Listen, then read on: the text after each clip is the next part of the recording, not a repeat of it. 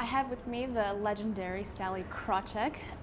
She was one of the most impressive women on Wall Street, star analyst when she got started. She's been an executive at two very prominent banks, Citi, B of A, Merrill Lynch. Sallie, you are a staple at events like the Forbes Women's Summit. I mean, that's no question.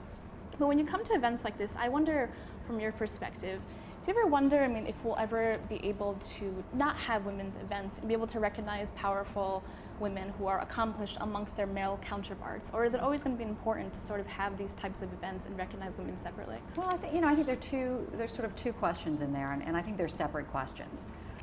One are the events that recognize powerful women, and the list, one list after another recognizing powerful women. And I think all of us would hope that one day those lists go by the wayside, that there are enough diverse individuals of all walks of life who are in positions of power, which has been shown to be good for business, that we no longer have special lists to recognize them, that they're no longer so unusual that we recognize them. That's over here. Over here are events like the one we're attending today that involve a sharing of information, both a formal sharing of information, this person is up on the stage and sharing a special expertise, as well as, very importantly, the exchange that goes on informally in the breaks, the lunch, etc.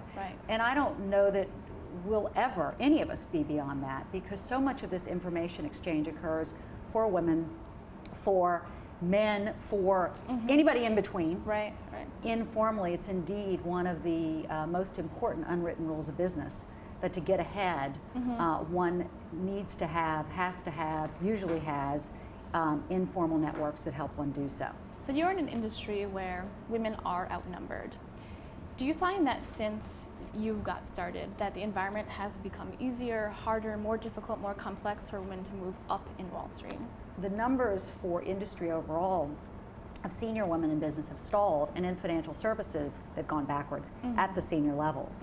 Financial services does a good job of bringing women in, and then does a pretty poor job of getting women through to senior roles, and that has not improved at all.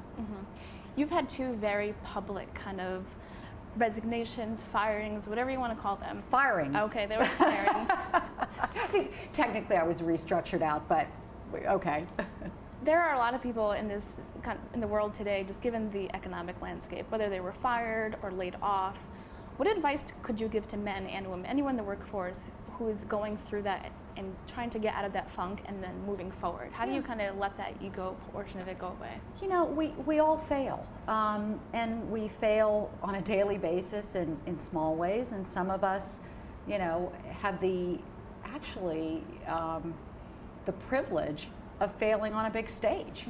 And what did Billie Jean King say? Pressure is a privilege. Well, the ability to have those ups and downs is a privilege. I am a big fan of pick yourself up, dust yourself off, have a glass of wine, maybe two. So it said to me, wait, did you have dinner with your husband after you were sent home from Bank of America? I said, no, I went and drank wine by myself for most of the night. But, I think I've always recognized that, life is a series of adventures. And that, nothing is the end, nothing is the beginning. But it's just a series of events, and the joy in life of really grabbing those adventures and recognizing, frankly, that even when things are bad, how fortunate we all are.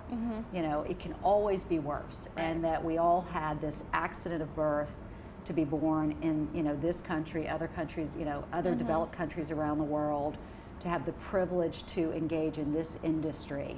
If you step back and you take that big picture perspective about the accident of birth, then when these things happen, okay, but, it's a very healthy way to look at it. Move on. I try. You also kind of redefined yourself since the B of A Merrill situation online. You've kind of owned this whole situation, and you're blogging on LinkedIn, you're active on Twitter. What made you come to that decision to be so open and kind of grasp that social media opportunity? Well, I define myself as a lifelong learner.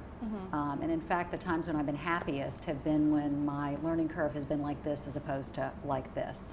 And so this, recent period of transition for me in my career has provided me with the opportunity to explore different things that, you know, weren't available to me before. I mean, when you have not just a full-time job, but a really, really full-time job, you know, to start to play with Twitter isn't really a luxury that one has. So as I made the career transition, I set a couple of goals for myself.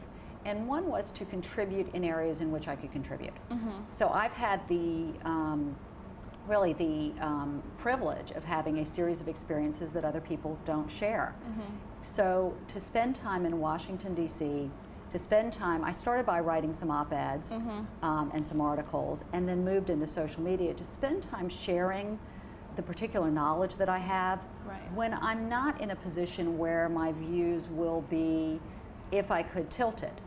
They naturally get tilted when you work for a company. They get tilted toward the company's interest.